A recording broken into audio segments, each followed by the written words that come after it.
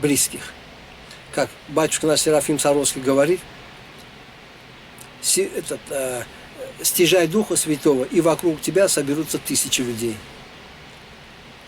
Вот, может быть, как раз для вас и будет знамением этот случай. Вот мне Бог дает стяжать Духа Святого, и вокруг, когда я проповедую, собираются тысячи людей. И вот мы вместе будем идти к этой истине и вместе искать ее, потому что у нас есть впереди провод для тех, которые еще вообще не христиане, которые вообще и не знают о Христе. Вот. И которые разочарованы даже в своей вере, например, в исламе. Вот. Поэтому и для них есть беседа и проповедь, все отдельно. Но сейчас, на данный момент, мы говорим о тех, которые стоят, ну, скажем, на пороге, что ли. У дверей Христа Господь Бог говорит: я стучусь к вам в дверь, и кто откроет ко мне, я войду к нему. Поэтому вот Господь Бог вам стучится, открывайте двери свои, сердца, вот, и идите к Господу, идите к Господу, и знайте, что спасение души человеческой находится только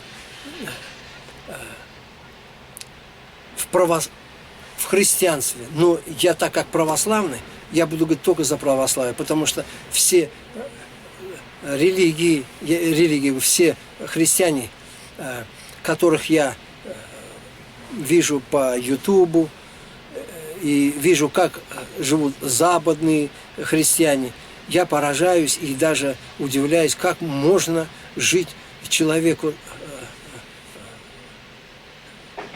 христианину, вот таким образом. Там, ну, если сказать, что там нет вообще никакого христианства, сказать ничего.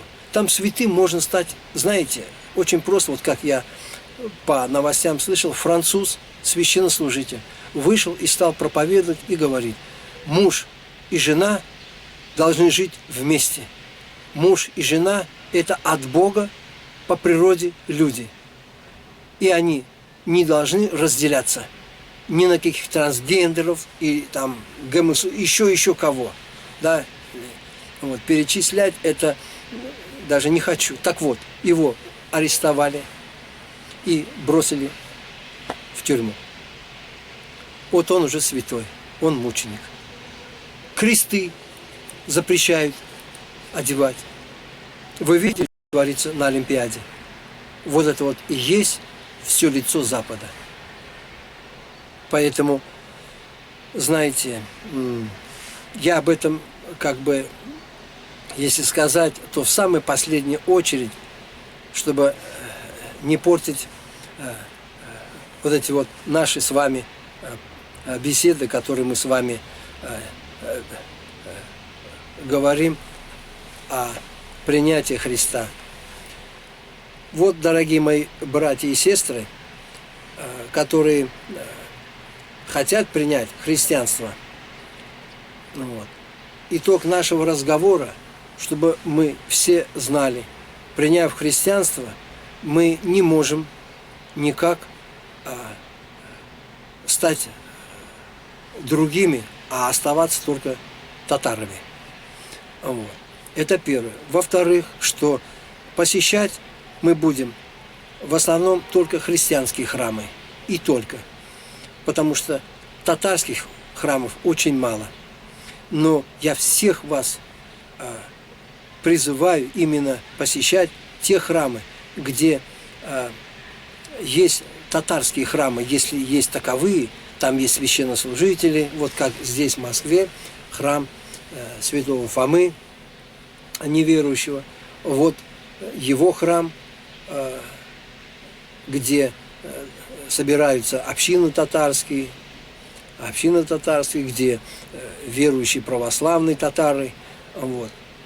И эту общину нужно поддерживать всячески, потому что в наше время, если мы не будем поддерживать, а будем отстраняться в такой, где все в буквальном смысле стоит денег. Вот. И если мы его не поддерживаем, то наш храм не может существовать, не могут священнослужители с нами жить и работать. Вот. Потому что у них у всех есть дети, зарплаты. И когда они работают ради Господа, вот, это все предписано законом, догматами. Вот, ничего здесь нет такого, чтобы было предосудительно, чтобы вот мы, как нам люди говорят, что эти попы собирают там якобы денег горами, это все ложь. Вот, сейчас на колдовство люди отдают на гадалкам, мракобесу, вот этим вот, которые люди занимаются волшебством, колдовством, туда несут больше 140-130 миллиардов в год рублей.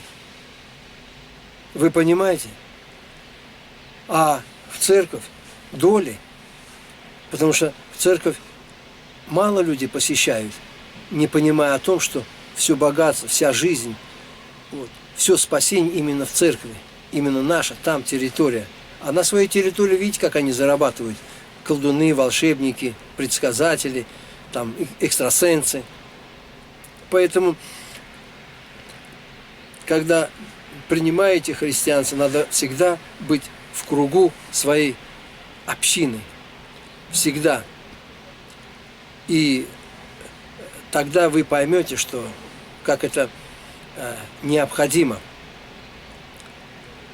На этом, я думаю, закончу на сегодняшний день эту проповедь именно для тех татар, которые уже, как мы говорили, стоят на пороге, не знают, как его принять и как, чтобы родные и близкие, вас не давили, что ли, да. На это надо не смотреть. Никак не надо смотреть. Надо идти вперед, вот, и жить с Богом, и думать уже впоследствии о них, чтобы они спаслись. И когда вот мне Бог дал, я всю свою семью привел. Я уже как отец мог приказать все это вот, всем. Но нет, я 5 лет молился, и Бог дал мне их всех, даровал, чтобы они стали стали христианами.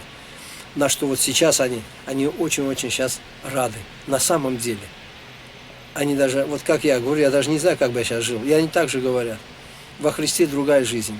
Но она не сразу приходит, она приходит с трудами, через искушение. И ты все время как бы какое-то искушение, после искушения ты становишься сильнее, после преграды, после страдания опять становишься, после болезни опять становишься сильнее. И все это приводит к тебе совершенству. И ты все укрепляешься, и идешь вверх. Самое главное, что тебя ждет впереди, в будущем. У нас есть надежда, что мы попадем в Царство Небесное. Поэтому жду вас всех, кто решил прийти к Господу и спасти свои души. Даже не медлите и даже не сомневайтесь. Выбор у вас должен быть один раз в жизни, один раз. Больше не дано выбора быть с Господом или не быть. То есть один раз приняли его и с ним умереть. Потому что если вы от него отказываетесь, то вы и здесь умерли, и в мире грядущем умерли. Поэтому этот выбор называется самый что ни на есть ваш, самый что ни есть человеческий, выбор человека. И когда вы его выбираете, этот выбор вас определяет на всю вашу оставшуюся жизнь. И тогда вы становитесь членом Христова. Сохрани вас, Господи, Боже вам помощи. Видит Бог, что каждый из вас, кто придет к Господу, будет спасен. Аминь.